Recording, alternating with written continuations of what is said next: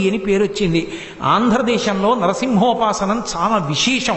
నరసింహస్వామి వారి కథ వింటే ఏం చెప్తారంటే, ప్రహ్లాదోపాఖ్యానాన్ని నరసింహస్వామి వారి ఆవిర్భావాన్ని విని పానకం తాగితే, నైవేద్యం పెట్టిన పానకం పుచ్చుకుంటే తరువుకొస్తున్న గుండె జబ్బు కూడా ఆగిపోతుంది.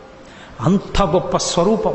షట్కాల శివ పూజ ఎలా ఉంటుందో అలా షట్కాలముల యందు పూజ అందుకునేటటువంటి మహానుభావుడు. విష్ణు స్వరూపంలో ప్రదోష వేళ కూడా దర్శనం చేయడానికి యోగ్యమైన స్వరూపం నరసింహస్వరూపం. ఆ నరసింహస్వరూపాన్ని దర్శనం చెయ్యాలని పద్మపాదాచార్యుల వారు నరసింహస్వామి వారి మంత్రాన్ని పొంది అరణ్యానికి వెళ్ళి తపస్సుకి కూర్చుంటే, అరణ్యంలో తిరుగుతున్నటువంటి ఒక ఏమీ తెలియని కిరాతుడు ఒకడు వచ్చి, పంతులు గారు మీరు ఎందుకు కూర్చున్నారు ఇక్కడ అన్నాడు.